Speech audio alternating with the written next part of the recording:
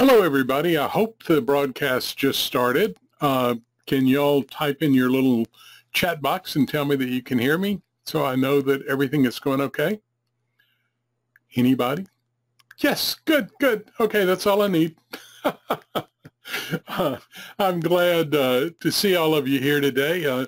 This is really spur of the moment. I mean, I couldn't... it was just one of those things, you know. I was sort of excited about, let's see. Hi, Skip. I can hear you, but I can't see anything. Is this audio only? No, Linda, you should be able to see everything. I'm not sure what to tell you. Try. Oh, you got it. Good. Okay. Sometimes the visual takes a little bit to get started. And sometimes you might be a tad behind me.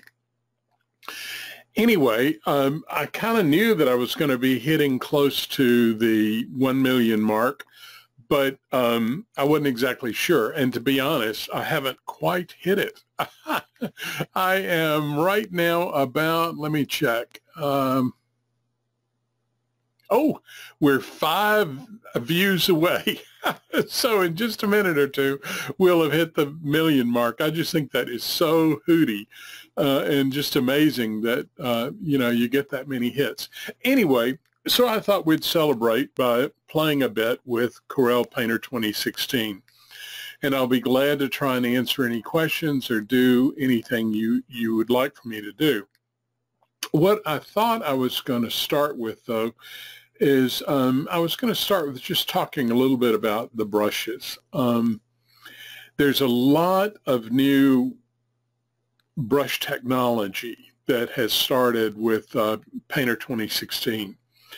And if you look at the Painter 2016 library, you're going to find that there are 300 and some odd brushes in it. And that's down from probably 700 or 800, even down from, oh, I guess it could have been as many as 900 or more in the earlier versions. And so what they're trying to do is streamline the brushes a bit. And if you look at each one of the categories, now they've combined categories too. You have acrylics and gouache, I'll say that right. And anytime you see a brush that has a number 2 after it, that means it's been updated and it's something has been changed on it to use it to make it use the new technology. It may be the enhanced blending or the Speckles or whatever.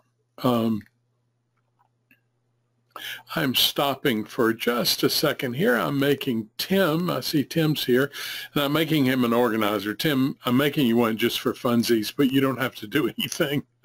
I just thought you might enjoy chiming in if you wanted to. Was that me, Skip? Sorry, you went silent there for a minute. Oh, well, I went silent because I was putting you on as an organizer. I just thought it'd be fun if you want to chime in and say anything while we're doing all this. Feel free. And you're a cheat anyway. You said in your blog post that you had hit 1 million hits. I'm going now because apparently you haven't. So. I know, but I'm so close. Look, you didn't say you were close. Well, you said.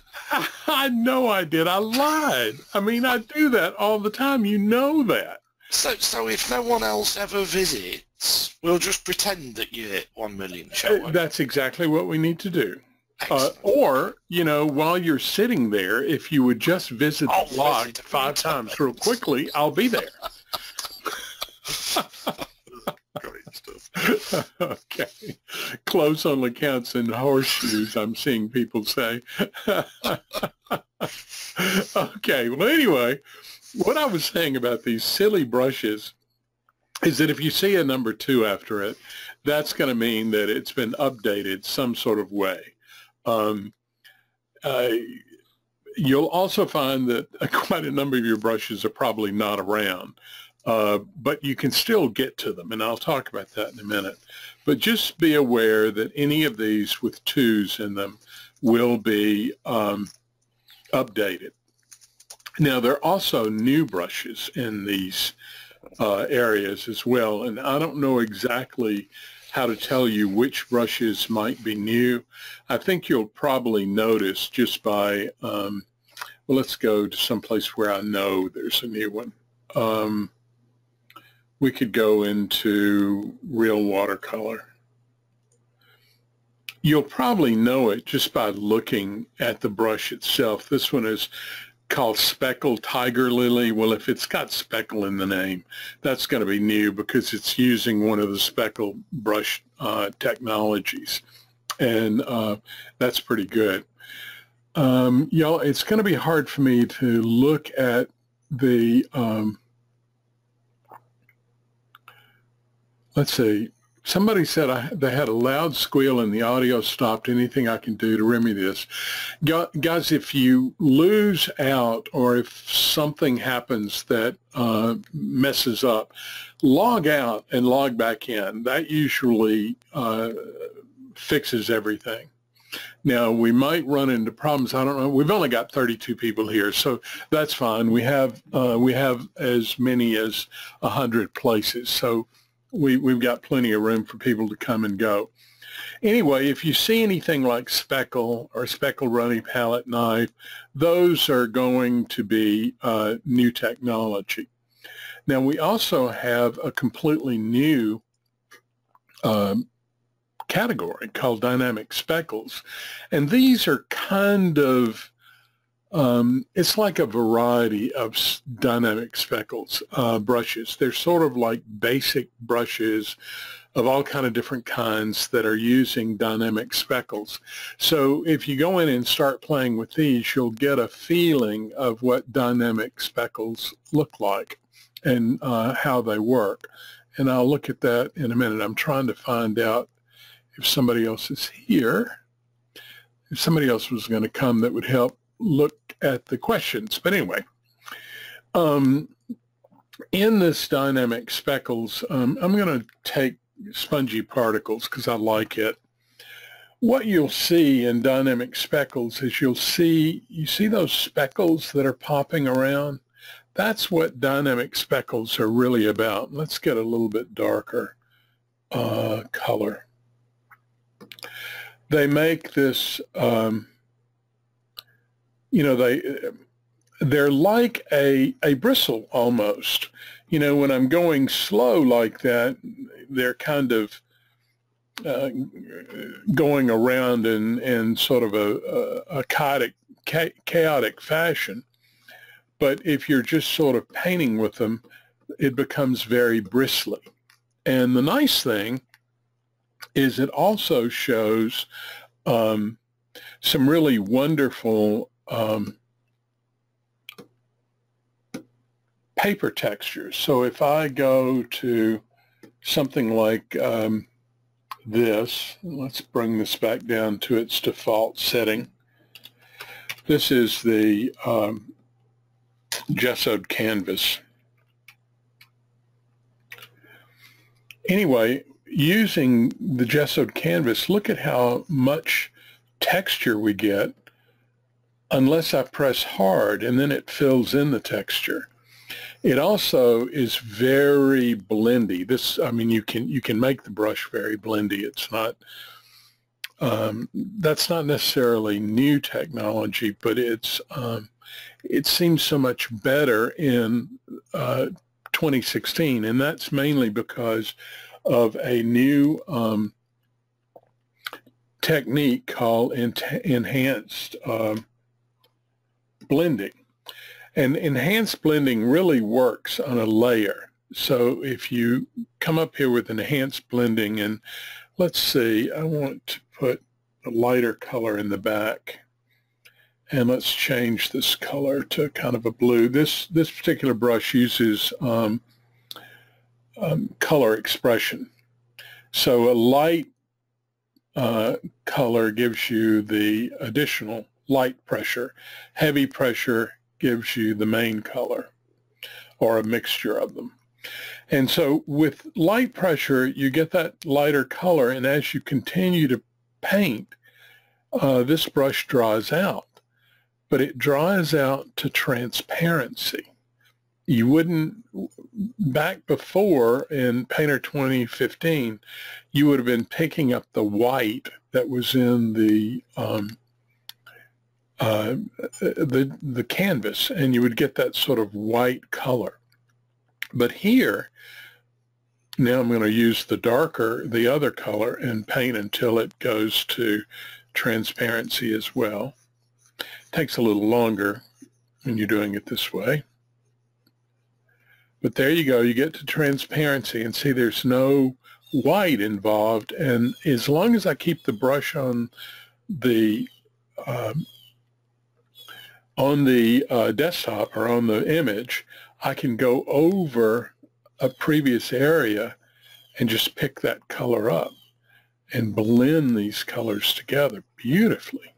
I mean, it's just really so nice to be able to do that.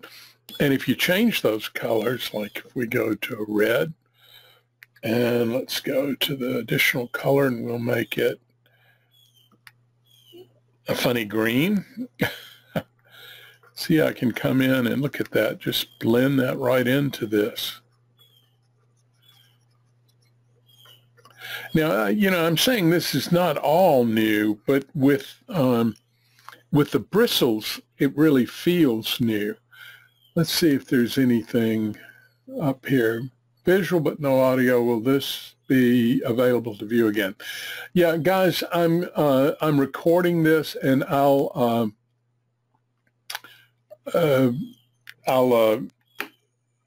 make it available on the blog for everybody. Let's see. Let me stop for a second. Check here.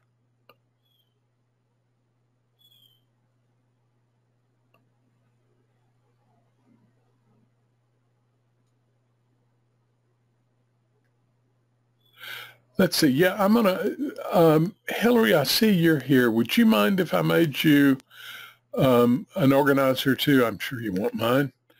If you'll help watch the questions for me as well. I just made you an organizer. Are you there? She may not be there, Tim. Tim volunteered you. I did not. Yes, you did. Don't listen to him. You definitely did. I'm having trouble hearing. I guess he's done all of this, and he my microphone's done all of this, and he hasn't even got 1 million hits on his blog yet. So it's all for nothing anyway. It's true. Let me see. Oh my God, I'm still 5 away. I think I'm going to go hit the blog 5 times. Anyway, back to this stuff on the brush. I mean, I really love this brush stuff, and the way it works. Let's try one of the others just for funsies. I tell you what, let's go to Impasto, because Impasto is really fun with this. This is Coarse Impasto Jitter 2. It looks very much like the original Jitter, Coarse Impasto Jitter, but look at the texture again, and look at the Impasto feels and looks so real to me. It's not real heavy.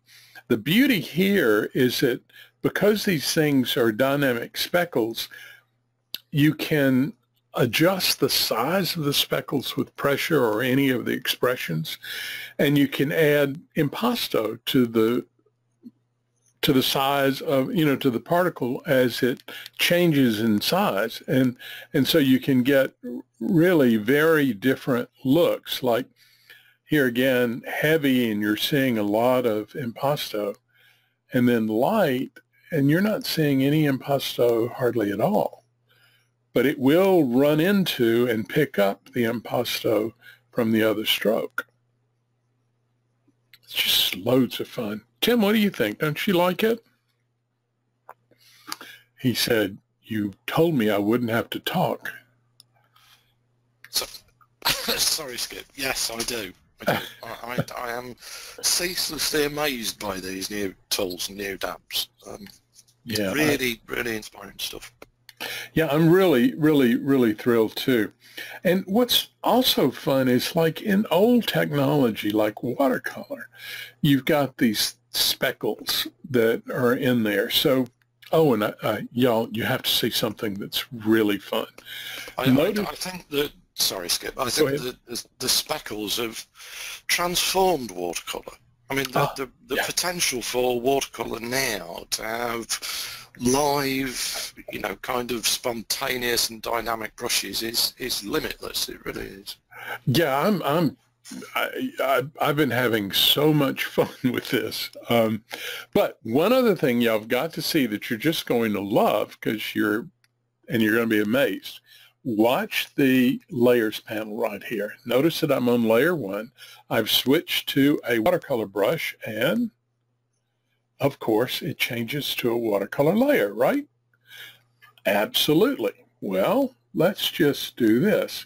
Let's switch back to the coarse Impasto jitter brush. Now, let's look at that layer. Oh my goodness, it made a new layer.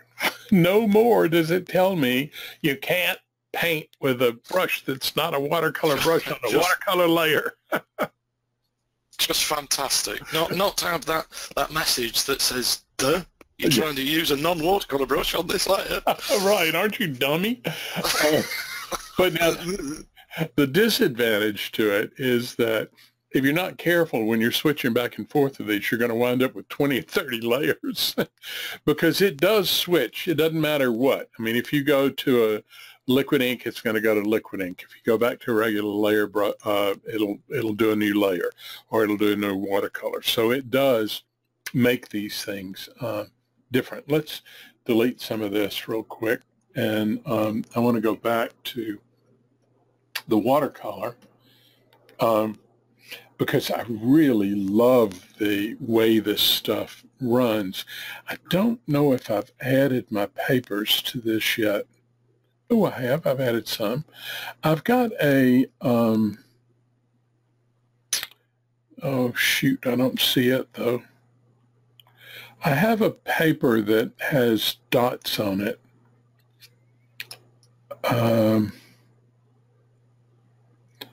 Well, and I haven't downloaded your dot ones either, Tim. Let's see what that one's ink. That's not what I need. Let's see. I think I can bring this in real quick. Let's go to paper libraries. We'll import. Sorry, guys. This, like I said, this was spur of the moment, so I really did not plan for anything. Go to papers.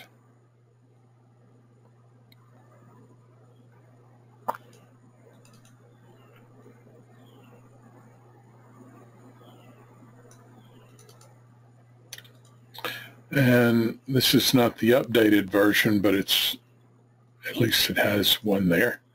Okay, so this is Funky Drop paper, which just has some black drops on it. Let's see what it looks like. Yeah, that's okay, it doesn't matter. And so if you come in with this paint, and I love this is speckle wash, and it's kind of like working with toothbrush, just speckling with the toothbrush. And you let that run, and look at how it runs around these dots. Isn't that pretty? There's another one called Speckle Runny Paper Reveal, and it's even more so. Look as it runs down and runs around those. I'm holding down the space bar or tapping it. That, when you're working with the old watercolor technology, that will make it run faster. But isn't that pretty? I'm seeing some comments. They look good. H, are you here? Hello? Yes, I'm here, thanks. Okay, good. Do you mind looking Hello, at did you hear those? me? Yeah, I can hear you. Do you Yeah, mind? sure. Yeah, Do you mind no, that's fine. looking? If a question comes up, I will interrupt you. Yeah. Okay, great. Thanks. I really appreciate it. We're all busy visiting the blog script. Well, I'm glad. Keep doing it. Guys, everybody go and click on that blog. My mouse finger is worn out now. I must have done 50,000. You must be there. I'm not. You know, that's what's so weird. Unless it's not updating. Let me try to change things. Look at it again. No, I'm still at 995. It's just killer. Look at this Last thing. time I'll mention it. I won't mention it again. Oh, I think we should keep mentioning it. Look at how much. Look at how much this stuff is running, though. Isn't that neat? It's just fabulous. I do love that. Let's see. Whatever else have we got in the watercolor? Those two I know are new. These are And new of as course, well. Go ahead. sorry, Skip. Now, of course, we can rotate that. Absolutely. Another layer. I mean, I think that is just genius. I love that. Right. I do too. This is one of the updated. This is Diffuse Camel, and it's supposed to look and feel like the old one, which it does, but it is using new technology. I can't remember what the technology was on this one, but let's see. This is a dynamic speckle brush now. And so with dynamic speckles, you can go and use wet. With this dynamic speckle, you actually can use any of this stuff. It doesn't have to be wet. It can be build-up, cover, drip, plug-in. Any of these things you can use with dynamic speckle. And Couple of questions, Skip. sure. Randy says, how are you getting two colors to paint in the speckle brush? Well, it's not the speckle brush that's doing it. It is a function of color expression. Color expression is a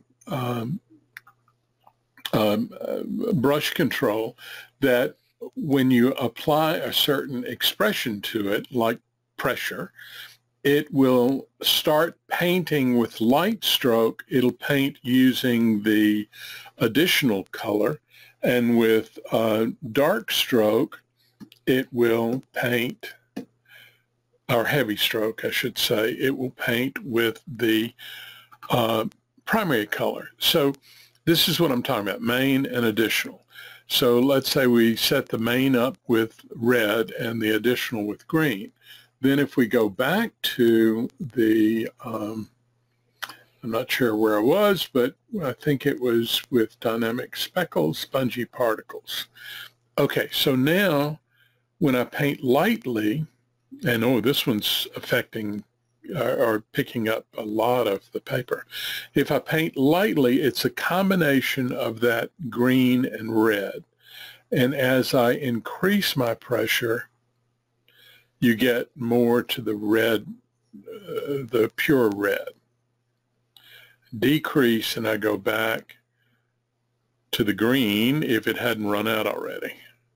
And it's begun to run out. But that's how you paint with two different colors. That's typical with using color expression. The other color is color variability, and you can set that up where if I take this color expression and take it off, let's just take that back to none, and we'll take that off. And we add hue to it. Now I'm going to get different variations of the color on either side of that hue. So you can see the green and purpley kind of stuff in there. And if I take smoothness and pull it way up, I'll get a cleaner transition between the colors. Another really fun way to work is, again, old technology, but if you go to something like a camel hair, like if we take that to a camel hair brush now, and Let me get rid of a few of these. We'll add a new layer. All right, so we have camel hair. Now this is gonna, let me change the feature, bring the feature up a little bit because, well, not that much, Skip, because it will slow the brush down a lot. There we go. Now this is not a very pretty brush at this size, but you'll get the idea. Now we have camel hair. So with camel hair, I can open up a mixer panel and click on the sample multiple colors, and let's say I just grab between this red, green and blue, and now I'm painting with green and blue on the same color, same brush rather. So there are lots of ways of painting in multiple colors with Painter. Some of them are a little bit new with Painter 2016. They're new in the sense that I think everything is working so much better with Painter 2016. So we were in the watercolors. One more question, Skip. Sure, go. Jason asks, is there a way to make the runs longer? Jason is talking about the watercolor images in your Painter 2016 demo where the droplets dry at the end of the runs. Is there a way to make the runs longer and still have the look of a drop dried at the end? Yeah. I guess. I'm trying to think of what I did in the, let me see if, are you talking about when I was doing that rotation? No, I think that's about using your run flow maps, Skip. You know where we have the really long runs with the sort of teardrop at the end? Oh, I got you. Okay. I think that's... Right. One of the things I do with flow maps and watercolor, and let's see if we can find a flow map and watercolor brush. We'll go to Real Watercolor, and we'll just take this noisy flow map. Now, this one is not very wet. So what I'm going to do is I'm going to try to wet it a bit more. I'm going to take the evaporation rate off. I'm going to bring the resistance down a little bit. I'm going to bring the roughness down, the dry rate down, granulation down, and I'm going to increase the force. Now, it's set up for flow map. Now, this is what's really important. Flow maps are meant to interrupt the flow. So in this particular case, we don't really want to interrupt the flow. We want to have a flow map that is fairly clean. And new with Painter 2016, they gave us a free flow. And that's basically a flow map with nothing on it. So if I take this brush with black, what a boob there, and begin to paint with it, it's going to flow more because of the fact that it is not being stopped by anything. And I actually think I need a better brush. Let's go to Cool Springs. And sorry, folks, I don't think I have my custom palettes in here. In the middle of the class, what I'm doing is I'm trying to build a workspace without, from scratch. And so some things have not been put in here based on what the class will be using. So I'm at a little bit of a disadvantage. Come on, open up. Things always do go slowly with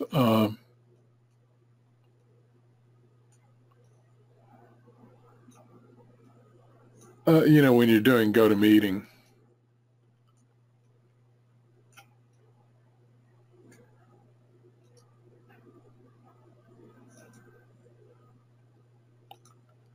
Well, Winifred, I was just about to make you organizer. I'm about to make you presenter, but I'm making you organizer so you can come in with us too. Okay, so we've got the brushes. Now let's go to wet water demo, and I think this real water is one of the brushes that will run a lot. Okay, so if you put the brush, now this one is set up so that it runs regardless. It starts running immediately. I don't have pause diffusion on, and I've got it set at current paper instead of flow map, so we'll take that off. And now we should get a complete run. Now, the more paint you put down, the more it will run. And as long as you don't have any flow map here, this is going to just keep running and running and running a lot longer than it normally would. And it really does depend on how much paint you have in here.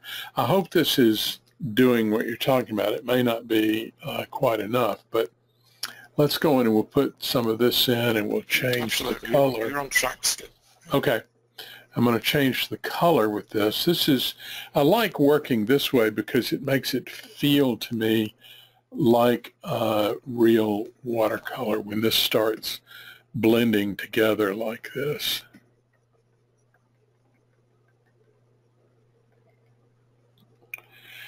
Now, if I take off accurate diffusion, it will run even more. That's this little button down here. And you'll get this sort of run like, that are like little drips running down. And they'll actually run all the way off the page. But then if you hit your accurate diffusion back on, it will start drying at the tips or at the end. So it's one of those things where you can do both things, where let me see, let's do this without accurate diffusion. I won't have to do quite as much. That's why it wasn't running at first. And I just didn't notice that I didn't have accurate diffusion on. Okay, now that's going to start running. And if you don't have too much there, it'll stop running on its own, but you'll have these little cross marks at the end instead of little round droplets.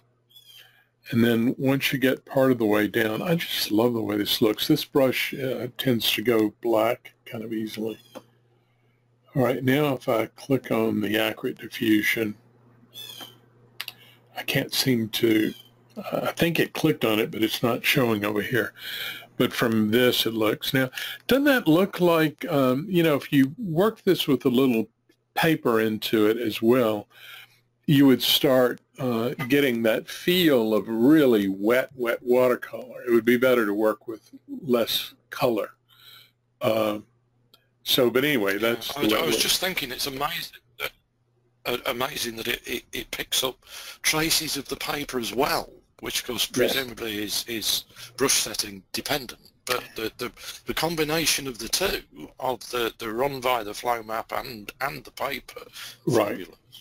Well, you can get rid of the paper by going to grain and making sure there's no grain, and also taking off your granulation.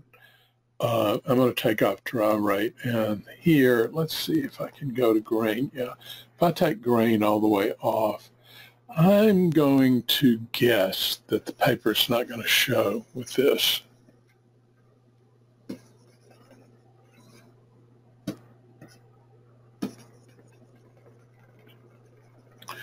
But it'll probably prove me wrong. It always does, right, Tim?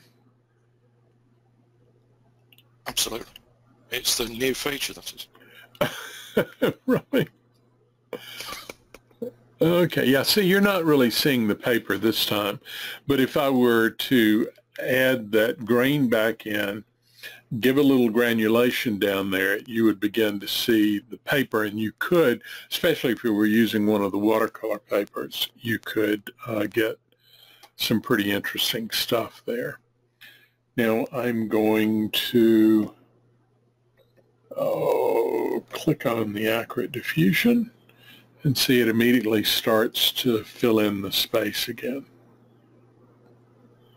I love the way it has this sort of curtain like effect.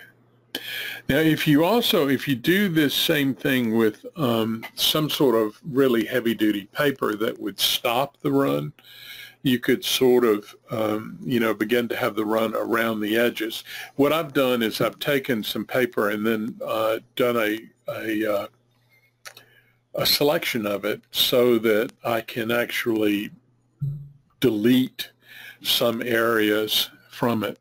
But let's do something else. I do watercolor all the time.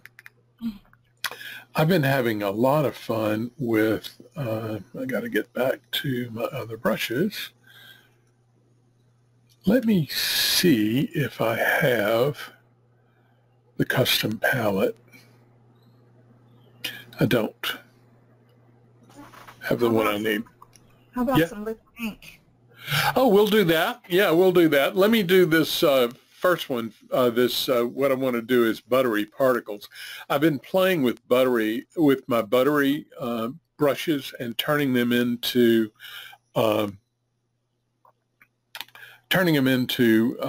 speckled brushes. But not only speckled brushes, I'm making them into drip or liquid brush, which is the way they started out. And I really think they're fun. Now, if you grab a paper, didn't I have papers open a minute ago? I thought I did. Well, let's get papers. If you, I don't see it, so it must have already been there. There it is. It was just hidden. All right, so if you grab a paper that has a lot of texture to it, like this window frost that has a lot of stuff to it, and I'm going to go and open this brush up that I call thick paper, and I think it is also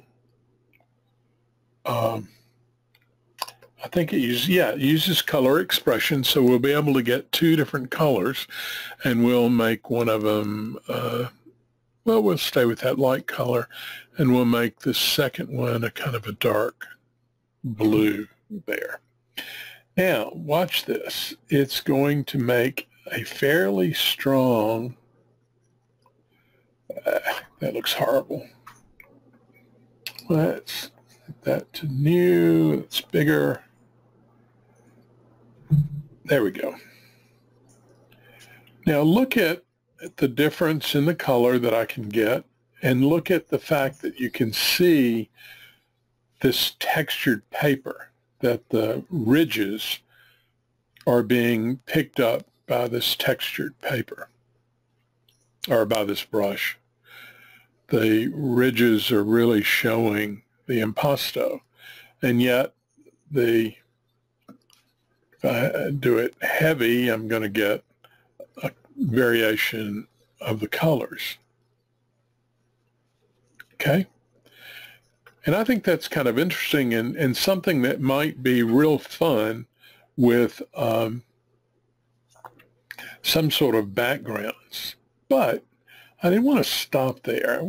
I didn't like that the color was sort of the same in the back, in the valleys as well as on the hills. So what I did was I made another brush that's just called paper. And what it does is it just picks up the hills. Isn't that neat? Yeah. And even if I press hard to get the other color, it's still just going to pick up the hills. Okay, how'd you do that? I'm not really sure. I was playing one day and it just happened. It has to do with the fact that this brush is not impasto, so it's not being involved in impasto. I don't think it's impasto. Yeah, it's not impasto. It is set up to respond to grain, and so it's going to respond to the grain, which is really these heavy edges at the top. Now the other brush is set up to respond to Impasto, and it's going to go, it's actually using, if you go to Impasto here, it's using color and depth and paper as its depth method. So it's responding depth-wise or Impasto-wise to the paper. So if I change the paper here to, say, one of these others, then when I start painting with it, you'll see it's now responding to a different paper. And I also like this sort of speckly look. Yeah, Tim?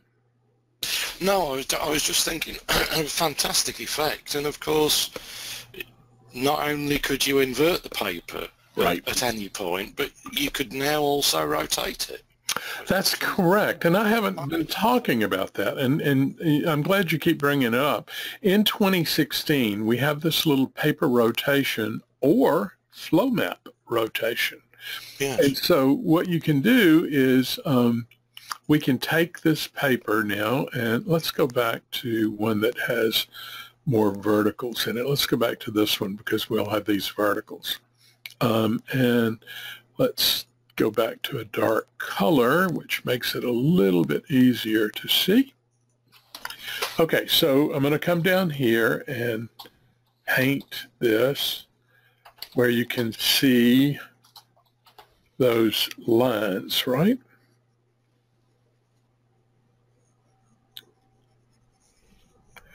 The vertical lines right here going up and down. Then if I come over here and rotate the paper, let's just rotate it. Oh, perfect, 45 degrees.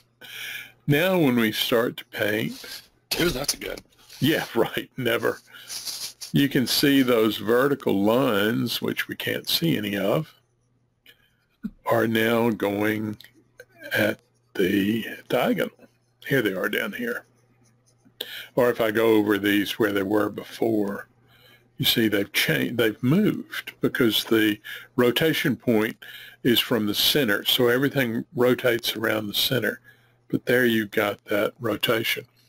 And that, I did that video, if y'all are interested in it, you know, where I'm showing rotation. And it really worked well with watercolor. If you're just working with... I mean, it essentially, Skip, but you know what you fit on here and with the paper rotation and paper scale, you know, there's potential for creating layered brush strokes. If we had a paper that was Impasto brush strokes, for instance, right. You know, we could paint one layer with the paper in one particular rotation and then paint further strokes on top of that at another angle. I mean, the potential is enormous. Yeah, there's so much now with, see, we couldn't use Impasto with particles before 2016. And now that we can use these two plus the rotation of paper, I mean, it just starts getting crazy. I have something in here that I might can show. I don't know where it is. Skip, before you move on, any chance you'll be doing the Buttery Speckles anytime soon for us? You mean having them available? Yeah. Yeah, as soon as I get them done, you know, I'll have them available. I don't know exactly when that's going to happen, though, but I certainly will. I was going to show you something else here if it will show, and I can't stand having all this stuff open. We don't need it open. All right, let's see. I do need my layers panel, though.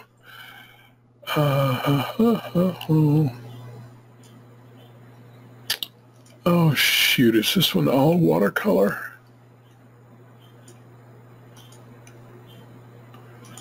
I guess it is. Sorry, guys. I thought I had one where I was using magnolia paper with Impasto.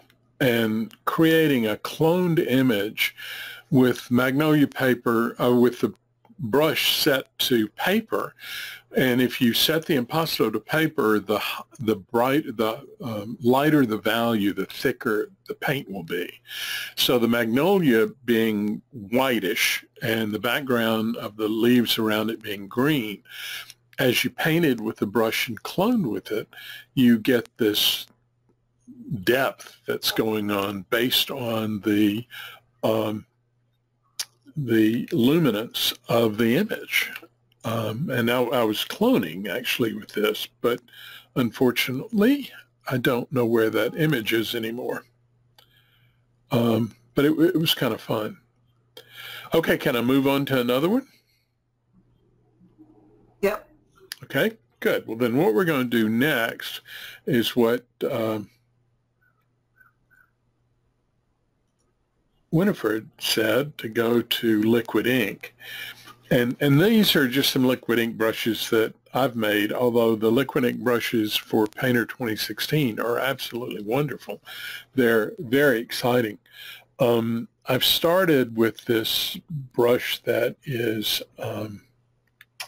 kind of, well, I call it a pine tree, and it really does look sort of pine tree-ish in the way it puts down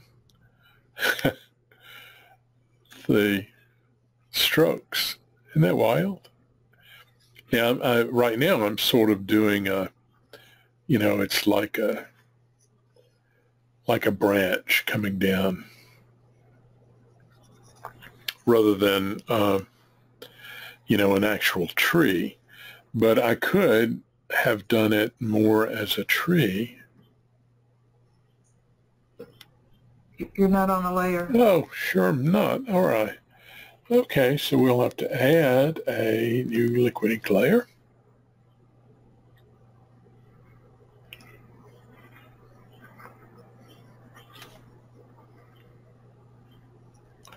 See, so depending on how you start working with it.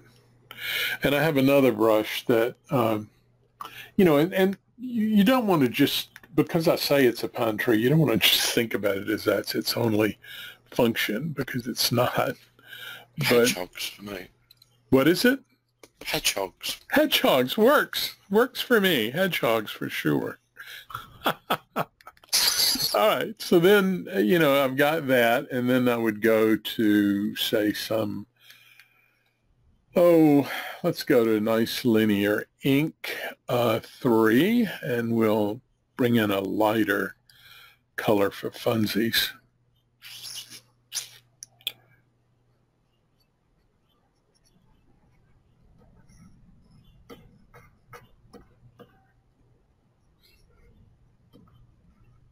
So you see, I could have, you know, the tree coming from this kind of effect, or we could come back to this one, and actually I'm going to get a different brush. I'm going to get this, I don't remember which one. Let's try coarse line. I'm not really sure that's it. That's pretty good. Coarse line will give me a kind of a thick, see, limb, and also allow me to come off with, say, a thinner kind of line as well. Fantastic feel to that. I mean, in terms of natural media, that is so real. Isn't that fun? Yeah, yeah. I'm assuming from that point onwards, we could, theoretically, we could drop that to the canvas and then lift that to a watercolor layer. Absolutely. And then go in with some really nice sort of grainy, wet, abrasive brushes. And bleed that out here and there, so we've got that lovely contrast between. Absolutely, you can do that.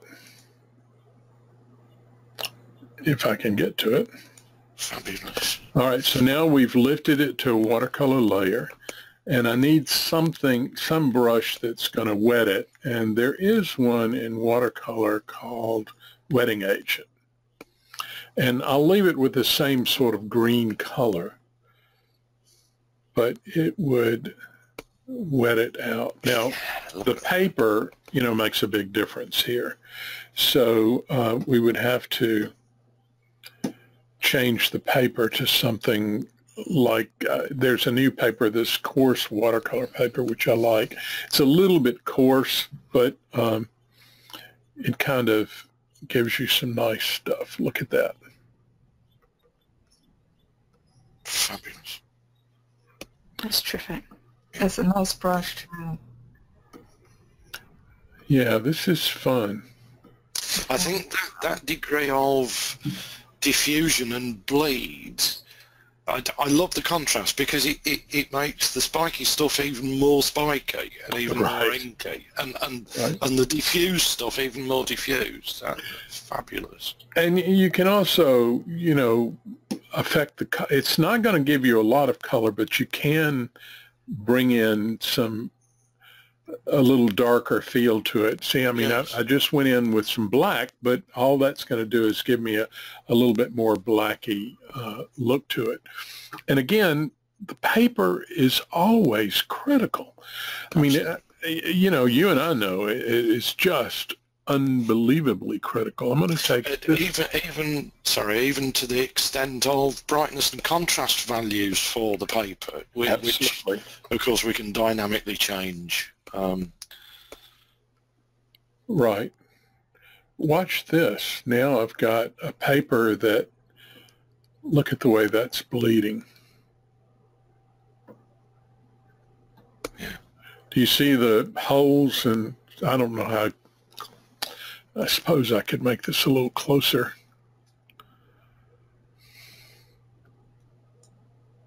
Yeah, absolutely.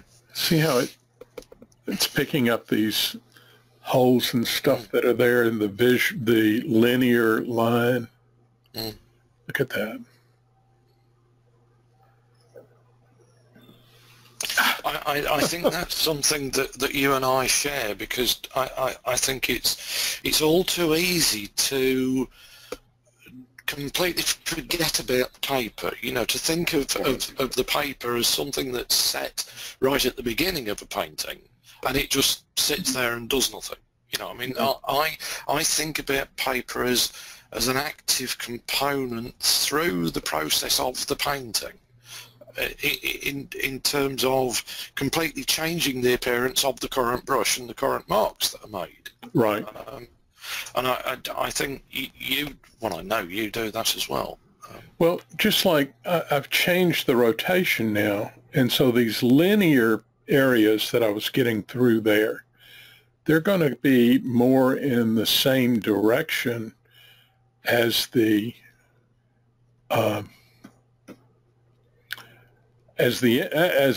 brushes. I mean, as the limbs are going. See, I've got these lines going in that direction now. Yeah. And so now this paper is not the best for this particular image, but you get to see how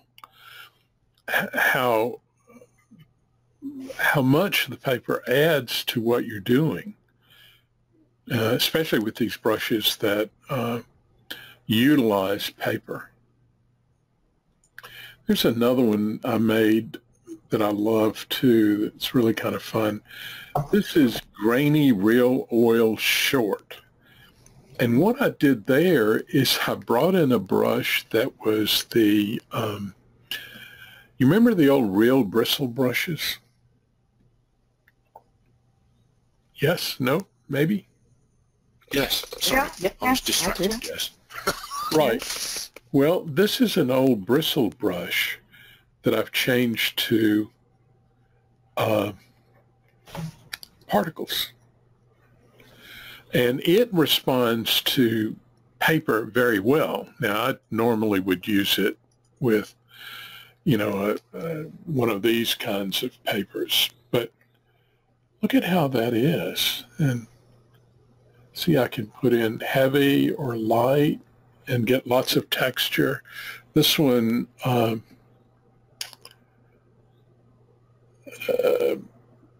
have a feeling I've got my paper. Let's see. Yeah, that's the color I'm using. What was happening then was the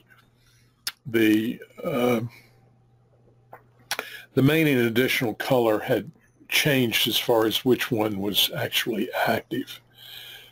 But look at this, you can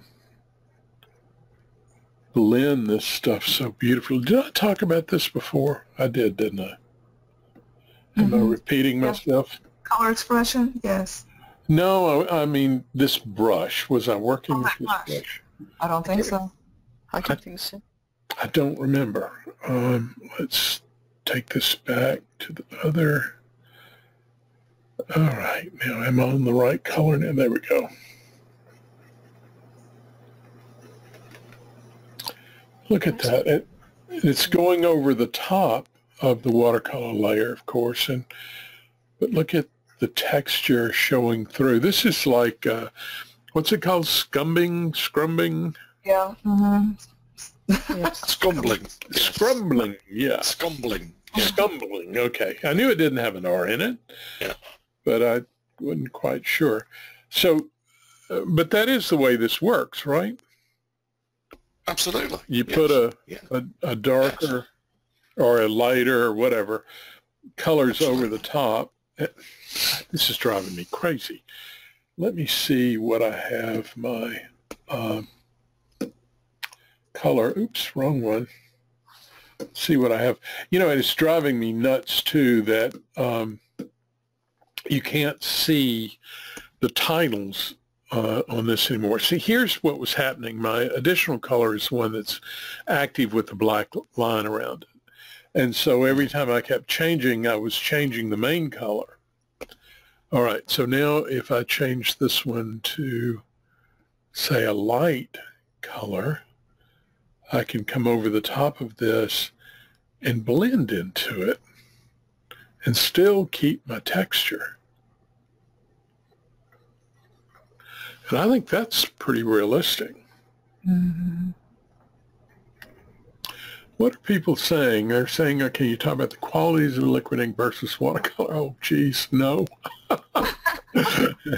I mean, you can. The qualities of the two, they're very similar in a lot of ways. If we go back to this liquid ink stuff, let's go back to this one. If I go here to this gradient brush, and let's get rid of some of this. And I'm set up right now with, I don't know what gradient I have established. Let's just take a quick look. All right, so the gradient I'm using is, can y'all see the little green line? Oh, here, it's this one. And I don't want to use that one. I'm going to use 2-point. That means the color is going to be determined by these two colors. So we'll give this one a dark blue and, I mean, a purple, and we'll go purpley red, kind of bright. Okay. So what it's going to do is it's going to bleed and have those sort of two colors together. Now, that doesn't look so wet at that point until you change these colors. And when you change these colors and run into it, look at that, how that gets this wet sort of look. Now, this is liquid ink, and it has a very wet look to it. You know, it's like the ink itself is running into itself and getting and being wet. Now this, notice how when it goes into the other, see how it just sort of drags into that?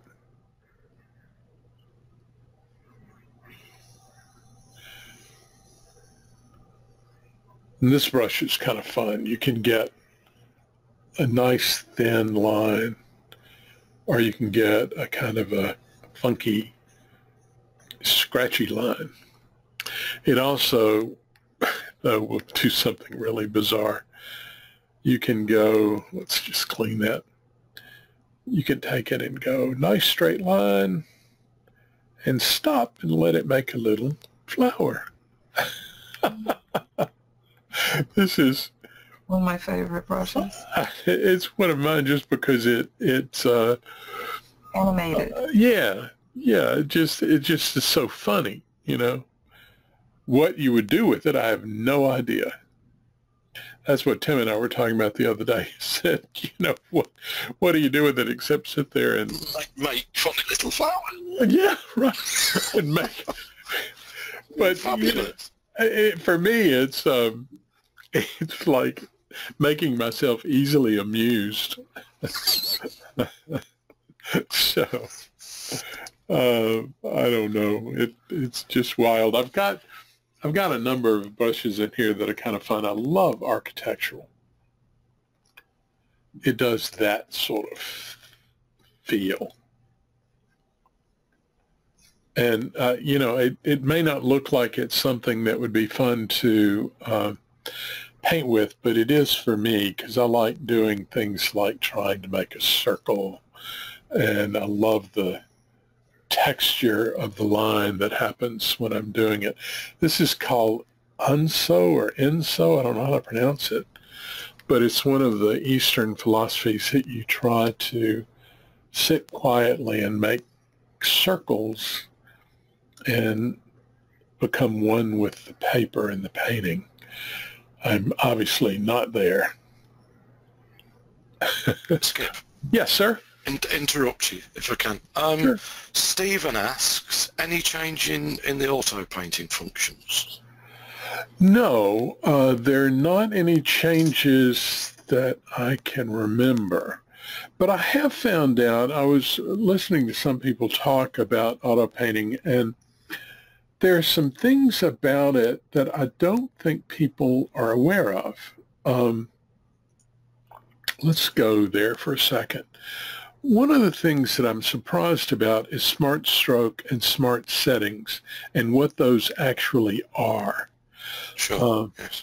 And so what I'm going to do is I'm going to select a pattern, because that will be if I don't have a clone, then it defaults to whatever pattern is selected. And we'll select... And of course, brush choice and brush variation is everything, just as it is with manual painting. Absolutely. It makes a huge difference. But in the case of smart stroke and smart settings, when you click that, it automatically goes to your smart stroke brushes, which I never use. And the brushes that work best are those that have that can kind of paint in a linear line, so to speak, like this captured bristle has a sort of a linear line to it. So when you have smart strokes set, but not smart settings, what it's going to do is it's going to paint around the objects. So if I start to paint here, and let's take this down a little slower here. And we'll put it in clone color so it'll match the color of the pattern. All right, so if I start to paint here, I don't want to be there. I need just a plain layer. So good that you're pointing this out. Right. Okay, so as it begins... Go ahead. Sorry, carry on. No, you go ahead. No, I was just going to say I think it's so good you pointing this out, because I think one of the most unreported things is that this stuff can be edge seeking. You know, I mean, this stuff is contrast seeking, which can be so wonderfully useful. That's correct. So what it's doing, and I'll make it go faster. I thought I made it go too slow. What it's doing is it's running around these flowers and seeking the edge, or in as you know, the actual contrast of the image is dictating what the edge is. But it's working around it. If you we're not using smart settings, it would just still do the same sort of thing, but not go around the edge. You would have a white blob and then a green blob next to it, that kind of thing. Now, if we stop this, and we'll go Control Z, and get rid of it, add the layer back, and I add to it smart settings. Now, when I go to that captured bristle, what it's going to start doing is the same thing, following the edge, but the smart settings starts reducing the size of the brush so that you get better detail. So as you go, see, it starts big, and then as it continues, it will begin, the brush size gets smaller and smaller and smaller. And as you know, when you're auto painting or clone painting, the smaller the brush size, the more detail you're going to be able to get from it. Now, it's just stopped, and of course it's got this stuff down here where it didn't quite finish, but you can see more of the detail that's set up here. So that's one of the things I think people forget about, is this, where if you're not using smart stroke and smart setting and you just pick a brush and let's just paint with it, period. I mean, pick a stroke and paint with it. It doesn't appear to be painting, but that's probably because I need to get rid of this layer and add another layer so that we can see it. Brush size, we'll make the brush size a little bigger.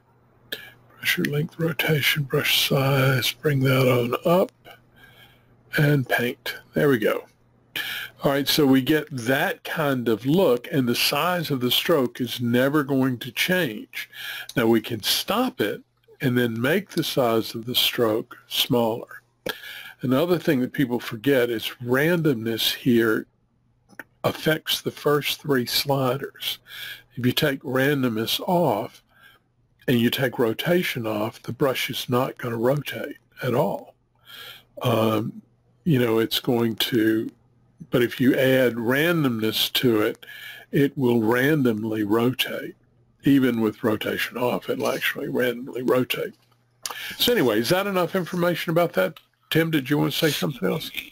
Well, it was just occurring to me that, you know, the other thing to bear in mind is different settings, different approaches, different colorways on different layers, and mask each of those layers in and out, or clone them in and out, or erase them in and out. Right.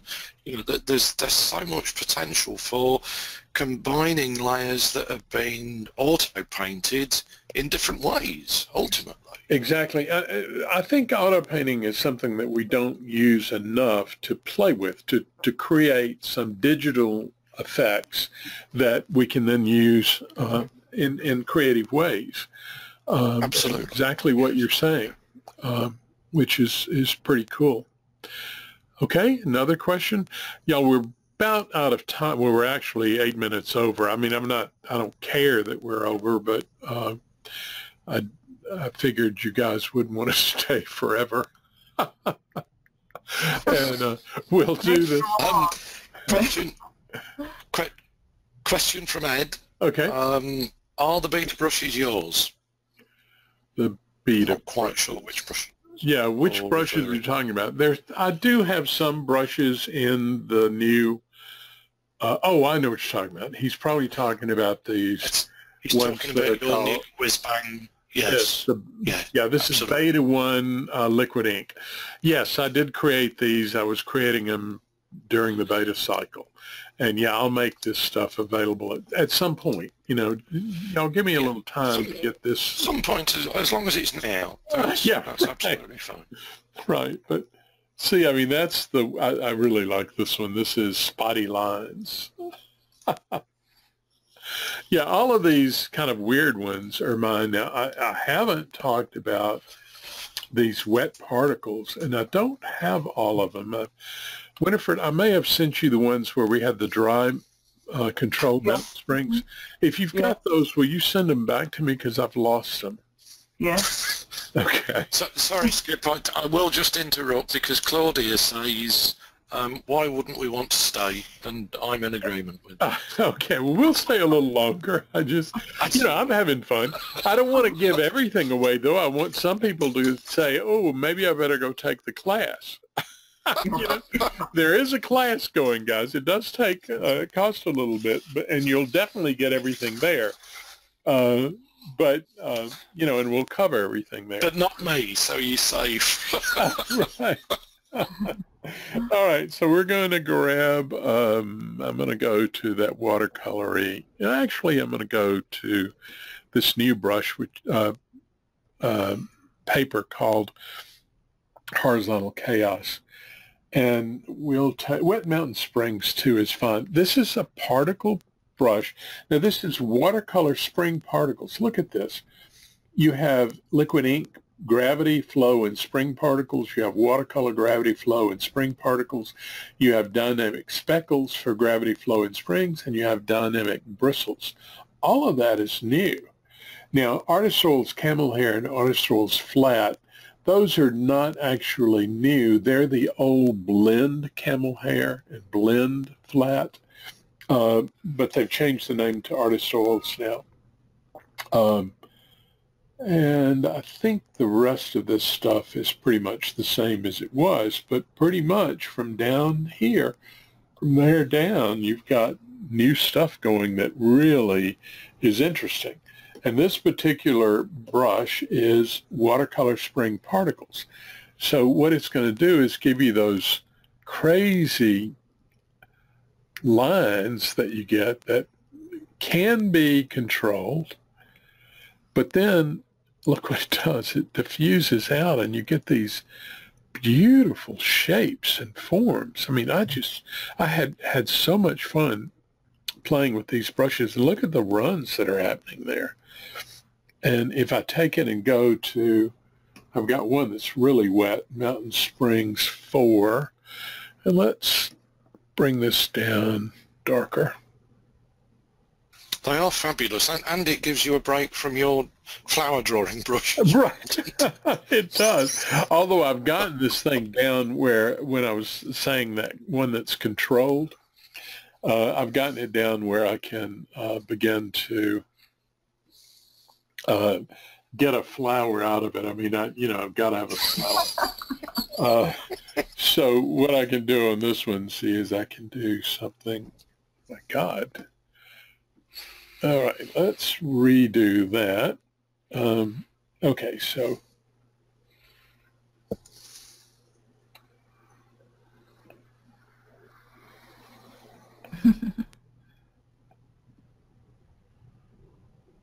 there you go. See, it begins. Now this one with this paper is not very good because it'll break it up, but you get the idea that, you can begin to get petals with this stuff. The one that worked was one that I called Controlled Dry. But this is like the beginning of a rosebud. It won't give me a straight line, but kind of. But I'm going to go flower somehow. And then, just this kind of thing. I mean, these are beautiful landscape forms that, you can come up and say, okay, I want it to be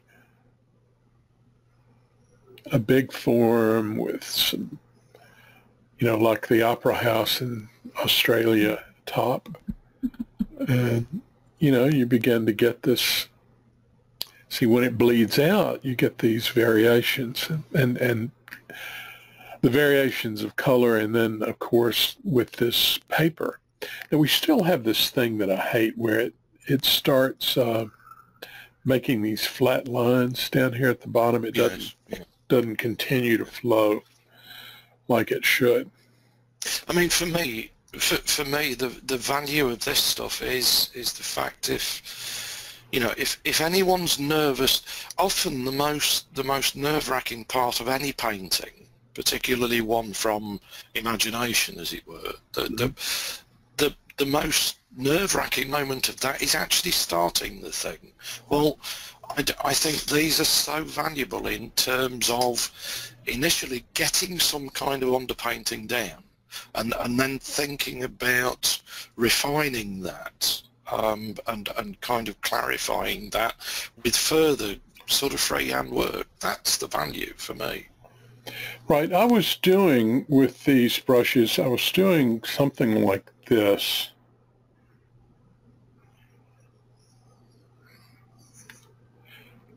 And after I would do something like that, I would go to the liquid ink and maybe pick up, I'm not sure which one. We'll go in and try this one.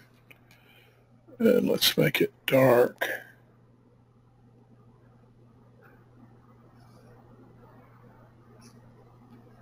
Where'd it go? What happened?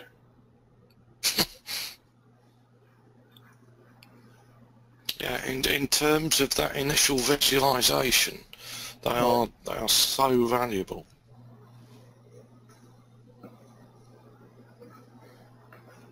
Yeah. So this was just a, like a background that kind of started, and then I put in this little bonsai bottom. And you could add a hedgehog with your other brush. Could. See, there you go. There's my hedgehog. You knew where I was going, Tim. I did. And this one's not very good, but I mean, look at how quickly you can make this. I'll show you some of them. They're, let's see, wrong place, file, open. That's one that I did that was the stuff, but that's not the one I was going to go to. I mean, not this one. This is super, but the one you've just done. I mean, I think we've got to start thinking in terms of they are digital thumbnail sketches. Yes. That's quite literally what these things are. Incredible. Here's some more that I did that, and I think these are so much fun. And then I was doing these unso things as well, where I was just making these circles and, letting it do whatever it wanted to do. This one, that's thanks. right. This one I called Japanese cranes. Those black and white cranes that show up. They're just fun stuff, to do. Of course, I love doing the inky landscapes. Those are some of my favorite things to do. And it's funny, I do these things and they hardly ever hit the light of day. I just sort of play and have fun, and that's about it. Mm-hmm. But, again, this brush, this wet brush, let's go back to, I think it was the control. How about a little resist over your ink? Oh, that would be fun. Okay. Yeah. Let me do one thing here first. I'm going to get rid of that. This brush, though, with this blue, and let's give it some yellow-green. So you get that yellow-green, but look at how, as you increase the pressure, isn't that gorgeous? I mean, I just love that. Let's reverse these so that we're going to get the blue to start off with. And then I'll start bringing in the green, which will be darker. And then back to the blue. I could make these things all day long and just watch. I mean, I really could. I know that. I know you do. No, I know it's silly, but it's just, it's calming for me, and I just love watching it do. Now, Winifred was talking about is if you go to the link, liquid inks. I think in reality, Skip, that's for two reasons. Clearly, it's because you're incredibly talented, but as well as that, I think it's testament to the way this brush engine is running now, because it feels as natural as conventional, traditional watercolor. You know, because that's a kind of relaxing and calming thing to watch. Yeah, so I think that it's really testament to the way this stuff performs now. All right, if I take this, let's don't do pine tree, let's do something that's a little screw loose would probably be good. Screw loose is, you know, it makes a kind of a strange sort of fat line that does that. Then if you take a brush like the pine tree, and I'm going to take pine tree 2, and change it to resist, then when you go in, it takes it's not quite strong enough. Let's do pine tree. This one should work. I might have to make it a little bit stronger.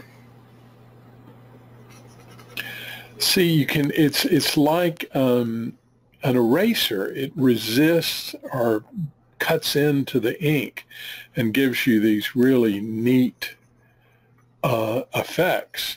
Now, if you take that off and we put the resist down first,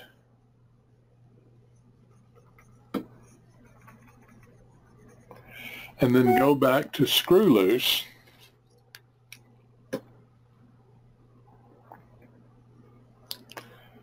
well, Skippy, it just made a liar out of you. I can't believe it. No, it's there. It's just not, I need to make the brush stronger on the other thing. It is there. It's where it's breaking in places in here where the resist is breaking. But you can actually, it's probably stronger in the liquid ink category. Let's see. We've got, yeah, here's, of course, airbrush resist. There, see that?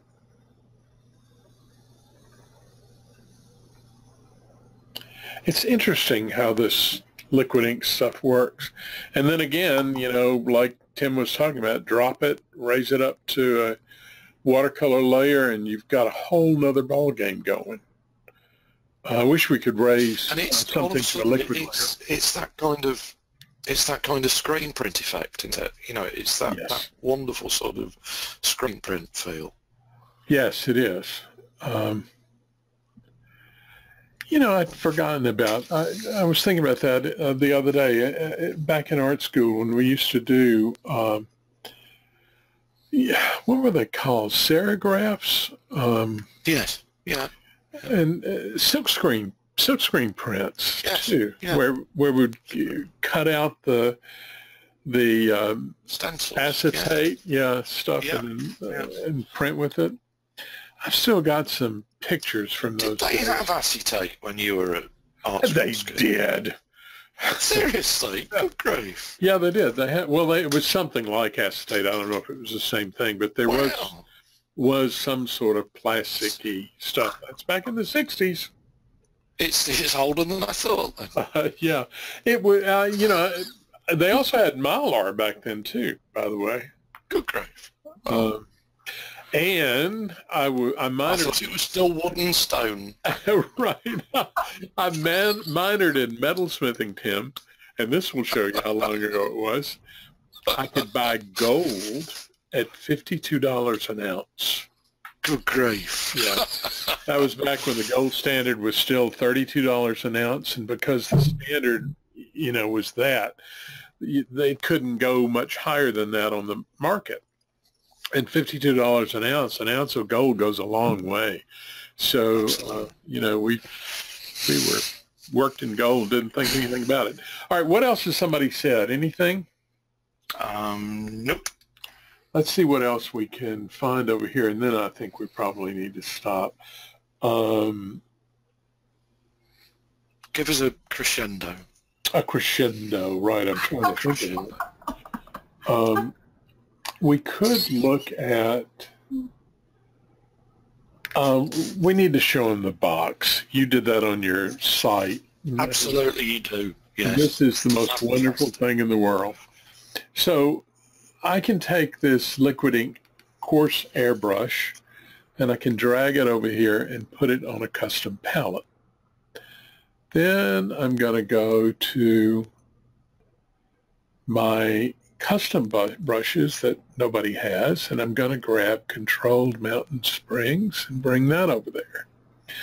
Now I'm going to go to another library even. We'll go to Eastern Water. I should have gone to one I was in so it wouldn't have to spend time loading it. Oh, loaded fast. And we'll just take that one and put it there. Now we'll go over here to my papers and we'll grab this. Now I've got a question about this when you're done. Okay, we'll grab that paper and put it there. And we'll grab this. No, let's grab one that's not standard.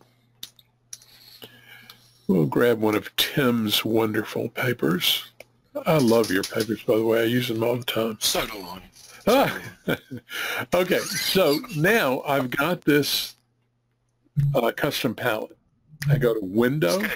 Yes. Before you carry on, okay. I bet we can't put a look in one of those, can we, and box it up? No, it's only brushes. Oh, darn it. I know, brushes, flow maps, and papers. Darn it. That's all you've got. That's unfair. I know. I think it should be too, and it probably will be at some point.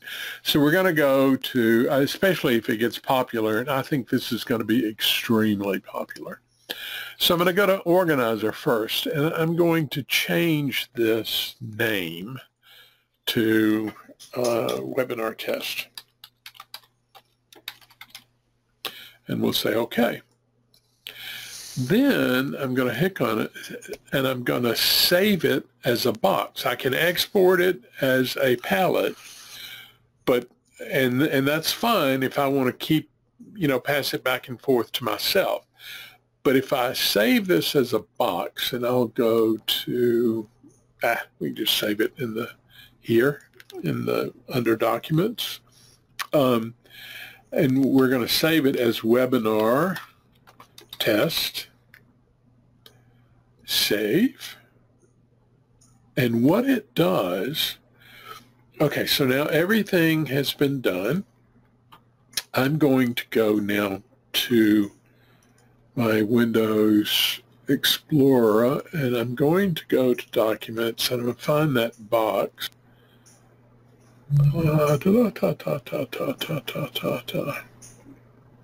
Webinar box, it'll be near the end. There it is. And I'm going to change the name of it only because I should have not used a name that is the same as I have. Okay, so now I've changed the name of it.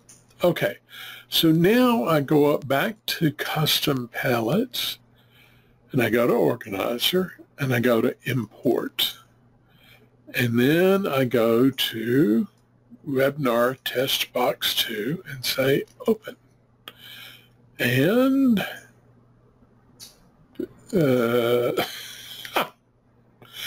oh, please open. Now, that's odd, because Mary said today that she changed the name of the box I sent, and it wouldn't import. Yeah. Why did you do that, Scub? I did it because I already had Webinar Test, and I was afraid... It was being lazy. That's fine. Right, I was afraid it was going to mess up. So what we'll do is we'll go back, and we'll just go back to Documents, and we'll see if putting it back probably won't. Let's just delete it, and we'll go through the process again. Now, there have been some problems with this thing, but I think they've all been worked out. You don't normally export, that's all right. You don't normally export one of these things and then import it back to yourself, you know. So I'm just going to save it as untitled box. Untitled box. Yeah, that's You know, I did my test because I put one up on in my store for free. yeah. So people could go download it to test it, and I left the name the same. Okay. I didn't change the name. I just exported it. I renamed it in the palette, and then exported it by that name, and it works. Well, it doesn't do it. And look, it brought it back in as Webinar Test, which was its real name. So even though I left it as whatever. Buries it in the XML, I think. Yeah. Okay. All right. So what this did, here is the imported box. Now that we played with it all this time, what it did was it has placed a new category in whatever library I'm currently in. So I now have Webinar Test category with the 3 brushes in it that are in this box. And if we look at the papers, we now have a new paper library called Webinar Test. So even though if I had not had these brushes before, it wouldn't matter. It would have put them in a new category and put the papers in a category. And now all I have to do is go directly here, and it changes it to those brushes. Or it's revolutionary. Right. It really is. I mean, no swapping brush categories, no swapping paper libraries. Right. You know, just one file. Fabulous. It can be over multiple libraries and the whole bit. So what that means is you guys, if you want to send brushes that you've bought from somebody, excuse me, to somebody else, well, you really can. I mean, it's going to kill us with brushes. I mean, mine are free anyway, but it does. I mean, it allows you to just send this stuff to somebody vis-a-vis an email. And we also, though, I mean, it means I can create a custom palette rather than creating a category and all that stuff. I'll just create a custom palette that has everything in it that you need and then make it available to the class or put it on my blog or whatever. And it's just me and you finished now, Skip, as far as I'm concerned.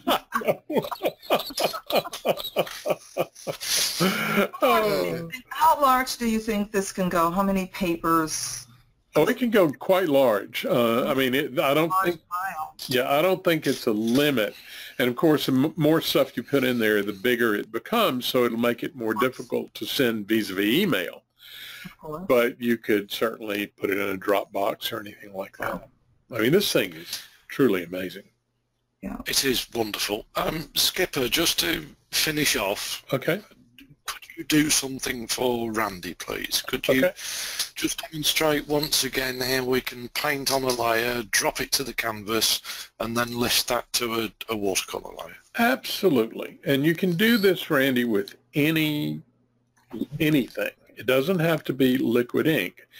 So suppose I go to, let's go back to I hate not having my library set up. Let's go back to 2016 and let's go to something really non-watercolory, like we'll go to dynamic Speckles and we'll go to spongy particles. Now I do want to put it on a layer. Now the reason I really want to put this one on a layer is because the enhanced blending only works on a layer. If you have it on the canvas, you're going to get that white blending. But anyway, so I'm up here on this layer. Oh, let's take it back to its original. I'm up here on this layer and I'm getting the green and blue. Why am I getting that? Oh, because that's not the color it was showing. Okay, so we'll put this down here. We'll put another one down a little further. We'll add another color or two. Okay. Now, all you have to do is take any layer. I don't care if it can even be, I could even do this. I could make a rectangular selection and fill it with a color. Let's wait before I do that. Let's move this over so it's not covering up some of those. And we'll fill it with this purple. Ah, well, we'll use the source image instead. I forgot to look up here and change that, but that's fine. So we'll go Control D to get rid of the selection.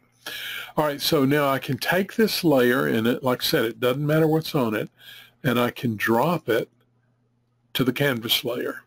Okay, so now it's on the canvas layer. And up in the Layers command, there is a command called Lift Canvas to Watercolor Layer. And when you select that, it takes the canvas, whatever's on it, and moves it up to the watercolor layer.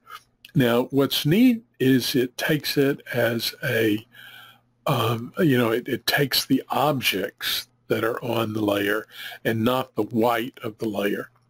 I suppose it takes the white of the layer, but because it makes it gel, the white is no longer part of it.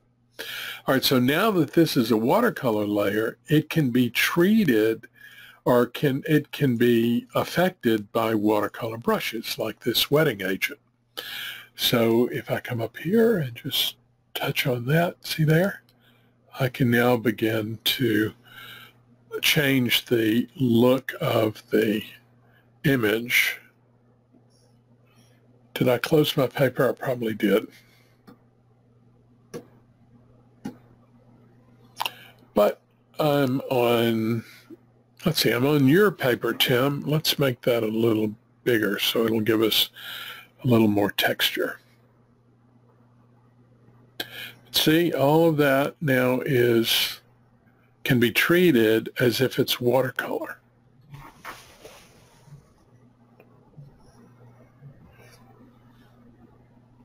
Another thing that's kind of interesting too that people don't think about, if you take that A brush, let's go to pens and pencils, and we'll take, is the round brush in here? It's not. We'll take real drippy pen. Now, if I change this to wet, real dry cover,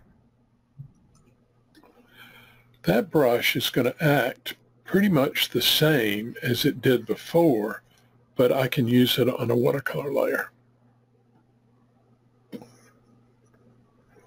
Now, if you make it one of the wet ones, then it's going to change. But if you use dry cover or dry buildup, then you're going to be able to work on the watercolor layer. Now, it's going to be. It also has an opacity to it. It's like you're working with pure paint. So in that sense, it's different.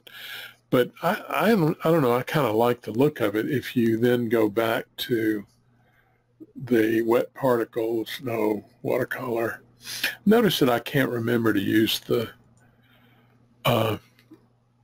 recent brushes. And see there, then I can wet that again. See, so I quickly came in with a brush that has the same sort of feel as that thick and thin pen, or whatever pen I use. I can't remember now. And but it's still wet. Fabulous, yeah. Isn't that great? Yeah, wonderful. And some of this that I'm talking about is old technology, but it's the kind of thing that we don't talk enough about in tutorials and stuff. You have to have a tutorial that is just on technology, and that bores everybody to death. I think by definition, the further we get away from the older stuff, the more we forget it. And yes. I think with new versions we can become so obsessed with new additions that we forget there's all that valuable stuff back there. Right. I mean, this looks beautiful when you look at this stuff. I mean, Incredible. it's gorgeous. Yes. Yeah, absolutely. Let's go in a little. If you were to try and design new technology to do that, you couldn't do it. Right. You know, I mean, it's wonderful stuff. Look at that. Now I'm at 100 ppi, so it's going to. Ooh, don't want to do that. It's going to, kind of be a little bit pixelated. Yes. Look at how pretty that is when it finishes. Fantastic. Yeah. Okay. Anything else? Any other last stuff? No more questions. Well, did y'all have fun? Oh, I thought it was I know wonderful. what I have to do. I thought it was wonderful. Got to look at. Yes! I'm at 1,153,000. Yay! I should think you are. My fingers exhausted. Right, you've been doing that all this time? Person. There you go. 1,153 views. Of course, now, y'all, this is nothing compared to Tim. Tim has something like 10 million views or something like that. That's fantastic, Skip. I'm so pleased that screenshot worked because it looked real. Yeah, it looks very real. People will always believe now that I truly had 1 million shots. Fabulous. Okay, guys, thank you so much for coming and visiting. And if you get a chance, do come back this evening. As somebody says, please address the importing of workshops this evening. I want to use 16, but hard to get all the brushes in there. Yeah, it's real simple to import a workspace into 16. It wasn't so easy in 15, or at least you would get some problems, but there are some things that you can do with importing into 2016 that are new and better. So maybe we'll get a chance to talk about that tonight. All righty, guys. Excellent. Great fun. Yeah, great fun for me too. So thank you all. Tim, thank you for being here. Hillary, Winifred, thank you all very much for helping. It's hard to watch this, all of those questions. Speak to you soon. Okay, bye-bye, everybody. Bye-bye. Bye. If I can figure out how to do this, we may be here forever. I'm leaving. I'm not ending. Okay, bye.